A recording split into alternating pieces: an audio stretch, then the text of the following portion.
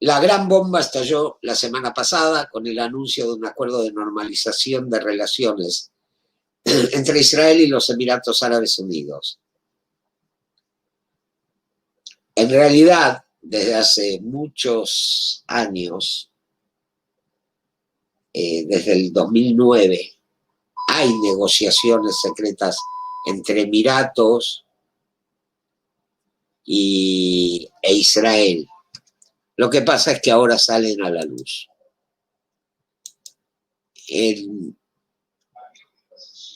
va a haber una firma de un acuerdo de paz entre ambos. Esto provocó muchas reacciones en todo el mundo árabe. El principal periodista saudita, Mishari al-Daidi, escribió en su columna del 14 de agosto en el diario saudita en Londres, Al-Sharq al-Awsat, que el acuerdo era un logro diplomático histórico. Y lo comparó con los anteriores acuerdos de paz con Israel realizados por el anterior presidente egipcio Anwar el-Sadat y el rey Hussein de Jordania. Por otro lado, el gobierno saudí ya hizo saber que no va a haber normalización con Israel si no se hace la paz antes con los palestinos en base al plan presentado en el 2002 por los saudíes. Un plan que fue propuesto por primera vez por el príncipe heredero Abdullah de Arabia Saudita en la cumbre de Beirut. Es una propuesta de solución al conflicto árabe-israelí en su conjunto y el conflicto israelí-palestino en particular. A diferencia de la hoja de ruta para la paz, se explica como una solución volver a la una solución terminal de las fronteras, basado explícitamente en las fronteras de las Naciones Unidas establecidas antes de 1967. Esas fronteras nunca existieron. Eran líneas de armisticio, líneas de alto el fuego. Vamos a ver, ¿cuál es la diferencia entre frontera y línea de armisticio? Dos naciones que tienen un conflicto deciden reunirse y decir, bueno, vamos a hacer así. De este río para este lado es mi país, de este río para este otro lado es tu país. Este río divide nuestros países. Eso es una frontera. Un acuerdo entre dos naciones donde establecen la línea que las separa. Establecer relaciones diplomáticas o no viene al caso. Lo interesante es que hay un límite. ¿Qué es una línea de armisticio o línea de alto el fuego? Dos naciones están en guerra.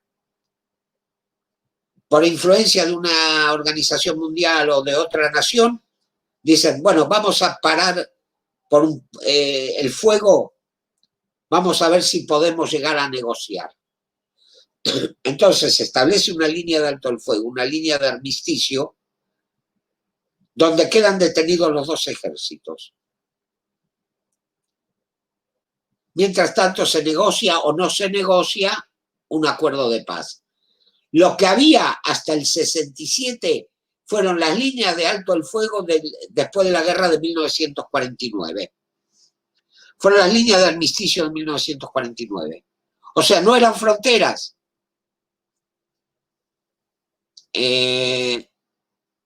Aparte hablan de normalizar las relaciones con Israel a cambio de la retirada de las fuerzas de todos los territorios ocupados, incluido el Golán, y reconoce un Estado palestino independiente con Jerusalén Oriental como su capital, en Judea y Samaria y la Franja de Gaza, así como una solución justa para los refugiados palestinos. Vamos a examinar esto. Punto 1. No hay territorios ocupados. No existe la ocupación. ¿Por qué? En 1948 estalla la guerra de independencia de Israel. El ejército jordano ocupa militarmente Judea y Samaria, ocupa Jerusalén Oriental, expulsando de ahí a miles de familias que vivían desde época inmemorial en la ciudad, y pone el lugar bajo un gobierno militar. No lo anexa, no proclama su soberanía sobre esos lugares, sino que simplemente lo pone bajo gobierno militar. En 1967, Israel expulsa a los jordanos del lugar y se establece, cuando llega el acuerdo de paz con el rey Hussein de Jordania, Israel ofrece devolver parte de esos territorios a la administración jordana. Jordania dice, no, no los quiero, no tengo ningún reclamo sobre esos territorios. O sea, quedan como tierra de nadie, no son territorio de nadie. Israel establece sus ciudades, no se las puede llamar colonias porque son ciudades, como Ariel, Betel, etc. Y aparte, Jerusalén, no nos olvidemos que el 28 de mayo de 1948 fue ocupada militarmente por Jordania y de ahí expulsaron a miles de familias. Y no solo eso, hay un pequeño dato que muy pocos conocen. No echaron a todos los judíos de la parte oriental de Jerusalén. En el campus de la ciudad universitaria de la Universidad Hebrea de Jerusalén, en Monte Scopus, quedó una guarnición israelí bajo supervisión de las Naciones Unidas, que se relevaba cada 3 meses. O sea, siempre hubo judíos ahí. Nunca se fueron. Muy bien, Jordania renuncia a cualquier reclamo sobre esos territorios y quedan como tierra de nadie. O sea, ¿qué territorios ocupados existen ahí? No hay. Es más, Jordania le retiró la ciudadanía jordana a los árabes que habitaban en la región. No era de nadie, no es tierra ocupada. Y otra cosa más, el Golán. El Golán actualmente, si se habla de devolverlo, es un suicidio. Con el problema que hay en Siria, reconocer un Estado palestino independiente, hubo negociaciones, ahí están los acuerdos de Oslo, donde se establecen los territorios que corresponden a los palestinos. Las áreas A y B. El área C, que es donde están los asentamientos judíos, es nuestra. Y aparte hablan de solución justa para los refugiados palestinos. ¿Cuál es esa solución justa? Que todos los palestinos vengan a vivir a Israel. Es un suicidio demográfico. Aparte, hay un pequeño dato que muy pocos conocen. De los 750.000 palestinos que salieron en 1948, quedarán vivos unos 20.000. El resto son hijos, nietos y bisnietos de esos que salieron, que nacieron en Líbano, en Arabia Saudita, en Irak, en Siria, en Egipto. Y es más, viven como refugiados también en territorios autónomos palestinos como Gaza y los territorios de la autoridad palestina. Ese es el plan árabe del 2002. O sea, algo totalmente inaceptable. Por otro lado, Qatar atacó el acuerdo.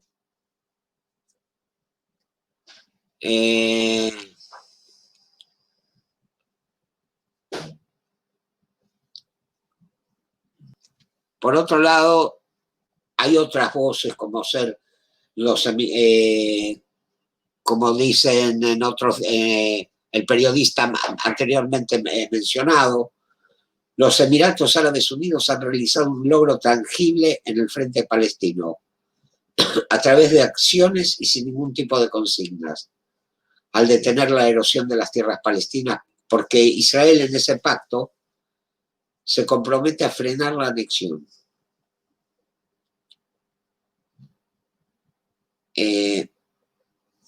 Por supuesto que después va a haber negociaciones y se va a establecer los territorios palestinos.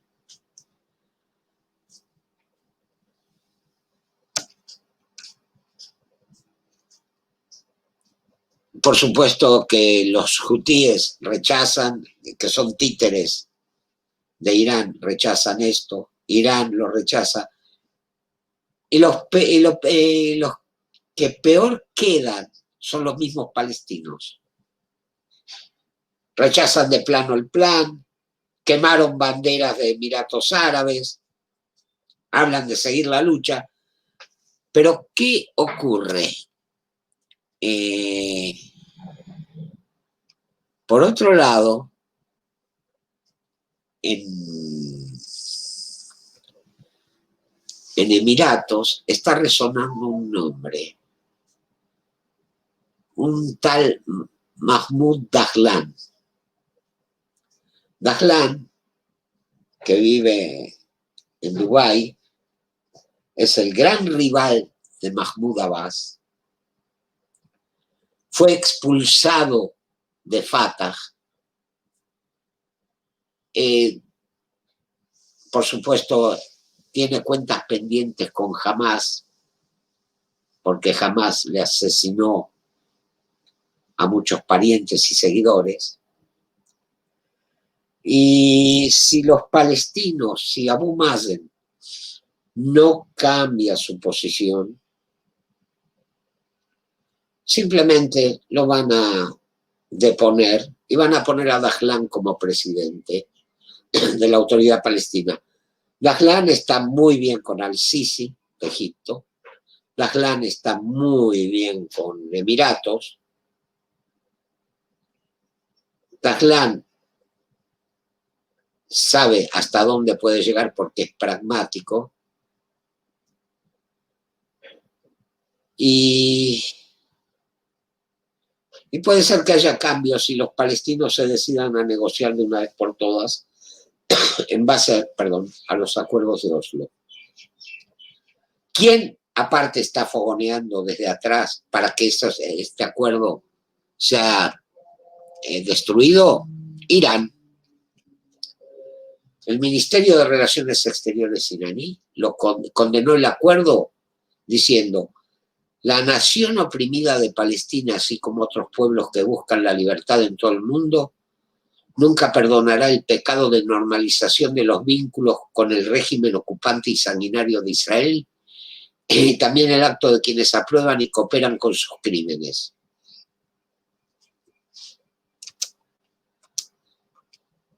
Y advierten que la decisión indudablemente resultará en un mayor fortalecimiento del eje de resistencia en la región. Traducido a un idioma más comprensible, Irán va a fogonear aún más a los grupos terroristas para incendiar la región. Pero ¿qué pasa?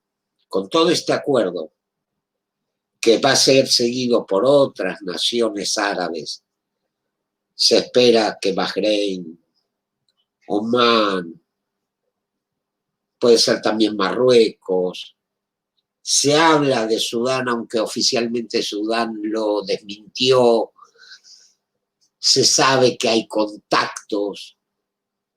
En definitiva, puede llegar a ocurrir que se forme un gran frente israelo-sunita, o sea, los países sunitas junto con Israel, para enfrentar al verdadero peligro en la región, que es el régimen de los ayatolas, Irán. Por ahora hay que esperar el desarrollo de los acontecimientos. Se sabe que la actividad terrorista se está intensificando en Gaza. Se sabe que la autoridad palestina se está tambaleando porque le van a cortar fondos por parte de los países petroleros.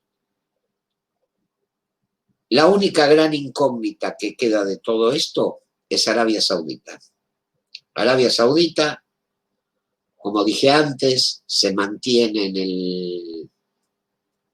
en sus 13 con el proyecto de 2002, pero esto es mi opinión personal, por supuesto, creo que están esperando el resultado de las elecciones de Estados Unidos en noviembre para tomar una decisión, si apoyan el acuerdo de paz o si siguen con lo suyo. Todo depende si gana Trump o gana Biden. Hay que esperar.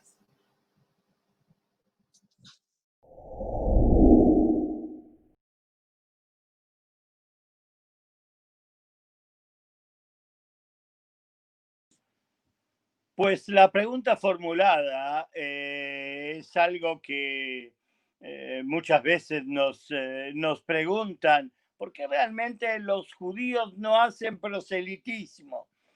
Y ustedes verán, ustedes lo ven en las calles, hay todo tipo de grupos religiosos de todo color que andan por las calles tratando de encontrar eh, la posibilidad de enrolar algún nuevo adepto a sus creencias.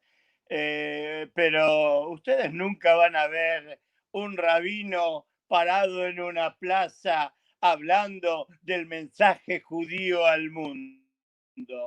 Tampoco van a encontrar a judíos que andan golpeando las puertas de las casas, de los hogares de la gente para tratar de comentarles el valor que tiene la tradición de Israel para todos los seres humanos. Tampoco se van a encontrar con una persona que les diga, perdón, tiene 2 minutos para escuchar cuál es la ley de Moisés y la trascendencia que ésta tiene. No, no lo van a encontrar porque ni lo hacemos, ni lo fomentamos y la verdad tampoco nos interesa crear una situación de proselitismo y acercar gente a nuestra religión. Sí hay competencia en la mayoría de los cultos religiosos. Las organizaciones dependen de la cantidad de feligreses con los cuales pueden ellos contar.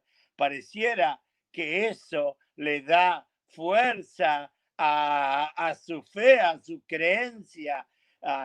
Pareciera que es una cuestión de cantidad a veces. Eh, Fíjense, en el cristianismo, salvar almas es un tema central. En el Islam, influir en los no musulmanes es algo vital y es hasta una obligación religiosa. Y quien dice en el Islam que quien convierte a 2 personas al Islam tiene entonces el cielo asegurado. En el judaísmo esto es algo verdaderamente innecesario.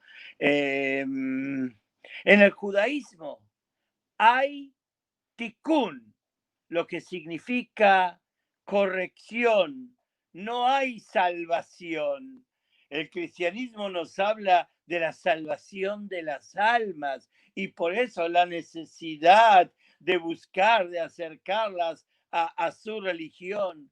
En el judaísmo esto no existe. Como dije, hay tikkun, hay corrección, no salvación. Está el tikkun olam, la corrección del mundo. Está el tikkun nefesh, que es la corrección de cada persona, que significa el reenfoque de la existencia personal de cada ser humano. En nuestro caso,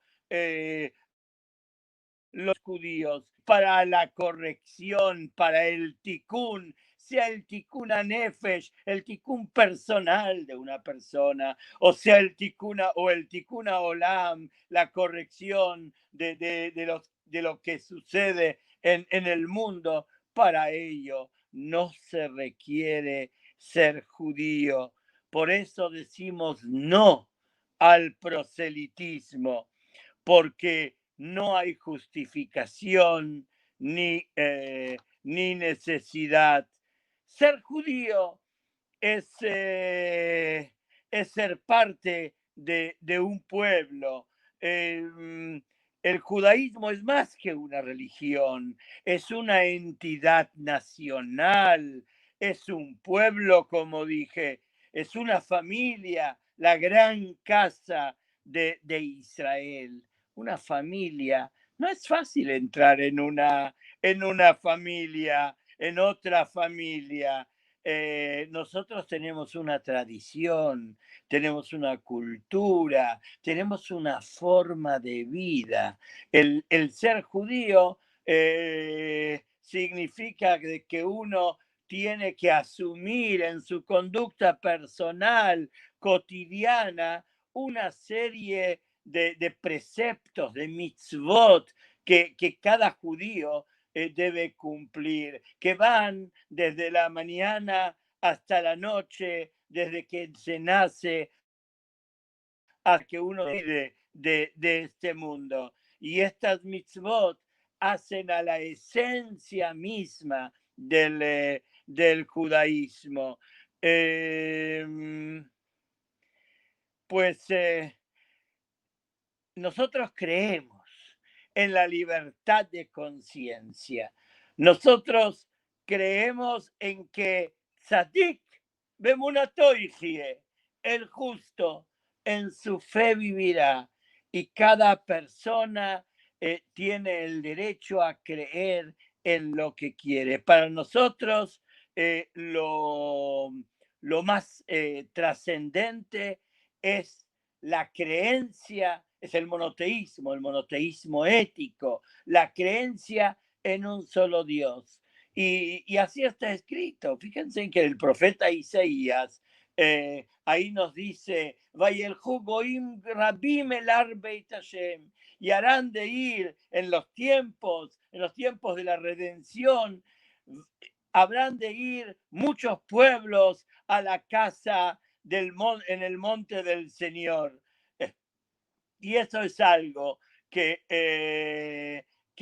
dice, de hecho, irán muchos pueblos, o sea, cada uno habrá de conservar su identidad nacional, no habrá de renunciar a lo que es, pero habrá de reconocer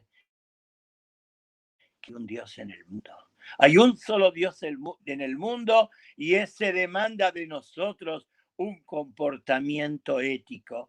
Para nosotros, el cumplimiento de lo que llamamos las 7 mitzvot de los Bnei Noach, los 7 mandamientos de los hijos de Noé, ese es el compromiso que un ser humano honorable tiene que asumir en la vida personal. Y con esto es suficiente. Fíjense en algo interesante. En su viaje a Georgia, el Papa Francisco dijo que es un grave pecado contra el ecumenismo el proselitismo. No hacer, y dijo ahí que no se debe hacer proselitismo con los cristianos ortodoxos. ¿Por qué? Porque dice, son nuestros hermanos. En un encuentro con los luteranos en Roma, dijo el Papa Francisco que el proselitismo es el veneno más fuerte contra el camino ecuménico. Sin embargo, nosotros sentimos que hay una obsesión por convertir a los judíos sea al cristianismo, sea inclusive al Islam. Y esto es algo que nos llama sumamente la atención. Tiene que haber, nosotros hombres de fe, debemos buscar la paz entre los seres humanos. Y la paz entre los seres humanos es de alguna manera decir que mi derecho comienza donde termina el tuyo. Hay un límite en las cosas que se pueden hacer.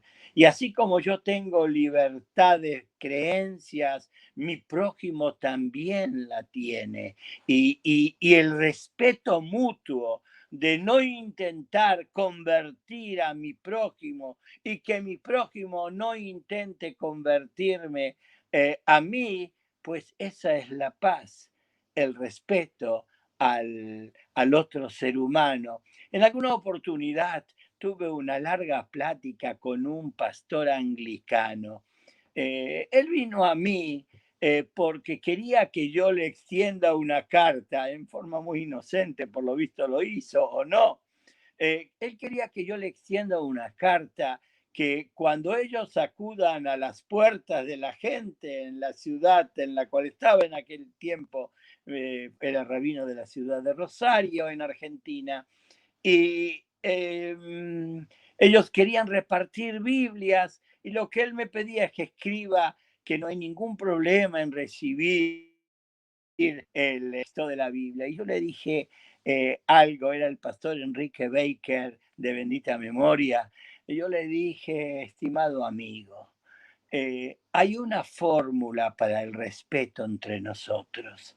Hay algo que puede realmente incentivar el diálogo entre su iglesia y mi comunidad. Y es el hecho de que yo no intento convertirlos a ustedes, ustedes no intenten convertirnos a nosotros. Es la base del respeto. Eh, el diálogo fue largo y quiero decirles que finalmente él aceptó el concepto este. Él aceptó que la única manera de poder convivir en paz es ese pacto de no agresión, de no entrar en el derecho del otro. Por el otro lado, también tenemos otro concepto por el cual no estamos interesados en que gente se convierta al judaísmo. Obviamente queremos que nuestros judíos sean piadosos y se apeguen a la tradición del pueblo de Israel, aquellos que nacieron judíos, pero aquellos que no. Miren, nosotros como judíos hemos pasado por muchos riesgos. De hecho, el ser judío también implica un riesgo. El antisemitismo disfrazado de antisionismo o de cualquier otro disfraz. El antisemitismo sigue latente en todos los países del mundo, terriblemente, increíblemente, pero todavía esta actitud de xenofobia existe en el mundo. Y hemos vivido acosados, perseguidos, discriminados. Hemos visto inquisiciones, pogroms, holocaustos. No deseamos ningún riesgo para nadie. Y por eso nosotros los judíos nos conservamos dentro de los descendientes de Abraham, Isaac y Jacob. Y todos los demás, cada uno que viva en su fe. Y así podremos dialogar en paz, con tranquilidad, con fraternidad, con respeto. Bendiciones desde Jerusalén.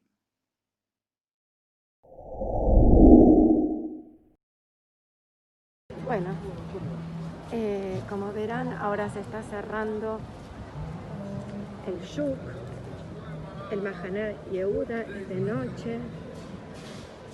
Y estamos parados o caminando hacia la dirección de la Tahaná Rakevet Kalá, Mahané Yehuda.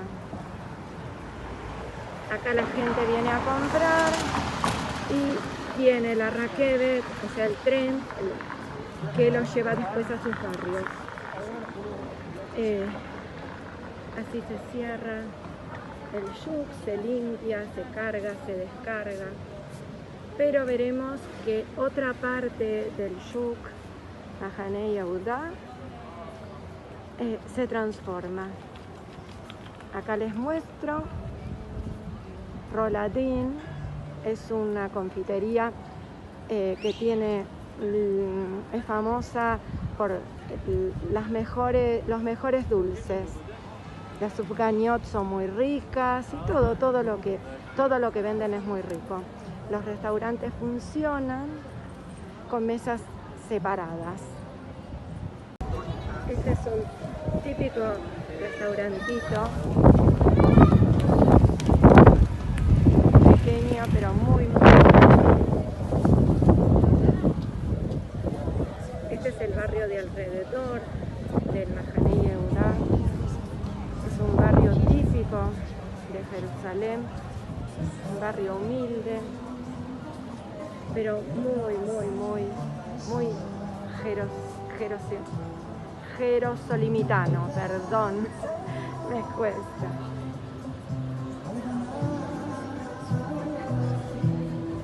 Bueno, de a poco se van a comenzar a cerrar los locales que vendían fruta, verdura, panes tan ricos, especias, y se va a convertir en algo distinto. Acá va un adelanto.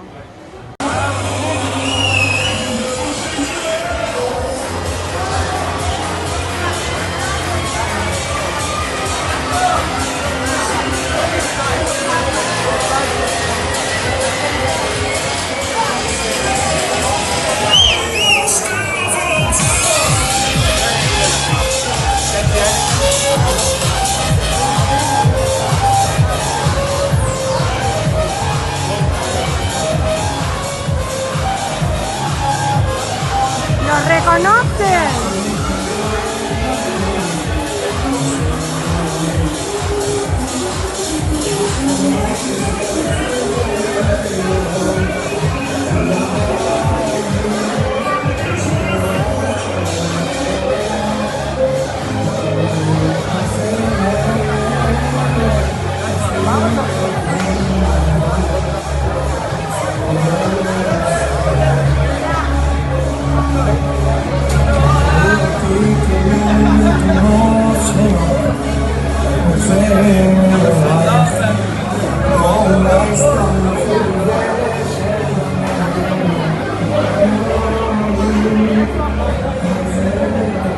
Muy rico, a esta hora de la noche todo es rico.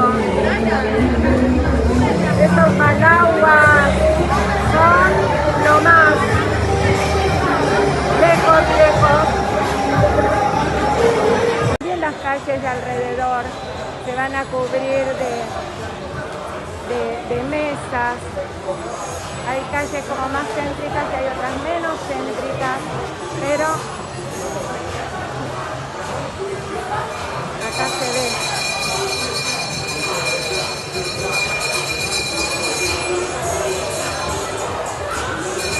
Acá se fuma narguila, ven, acá ya está en todo su esplendor.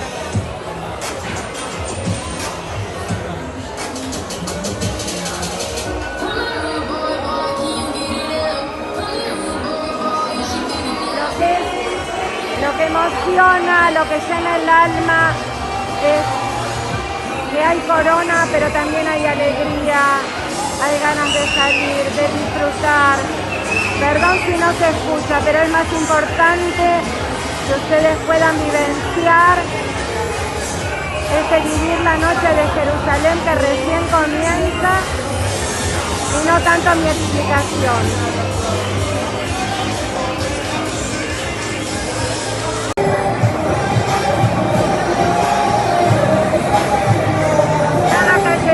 Se va preparando, cada callecita tiene algo especial, todo esto se va preparando. Perdón que todavía no está todo lindo, pero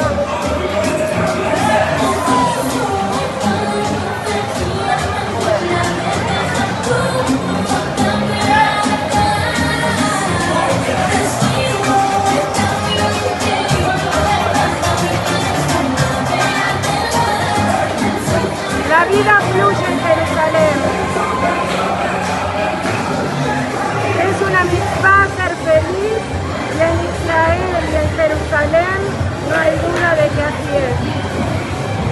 El arte.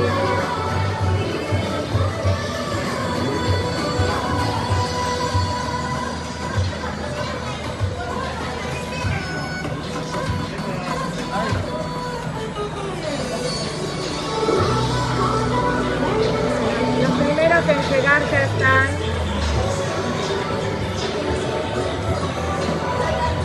Mañana, a las 8 de la mañana, nuevamente esto se convertirá en el shuk donde se compran las mejores frutas y verduras de Jerusalén. Bueno, se va convirtiendo en boliche, donde acá se ve cómo se van cerrando, se van guardando y no sé qué, como por arte de magia. Este shuk se va a convertir en un gran centro para la juventud, de comida, de baile, de alegría. Ya se van preparando las mesas.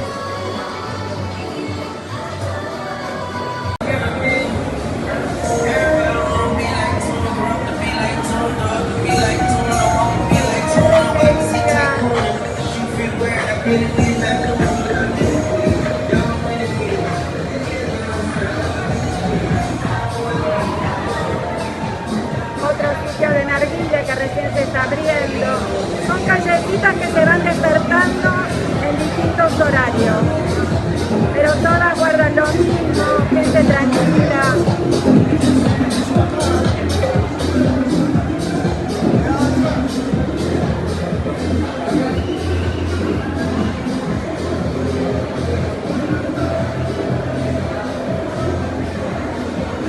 A lo mejor alguno puede llegar a reconocer lo que se veía antes y lo que se ve ahora.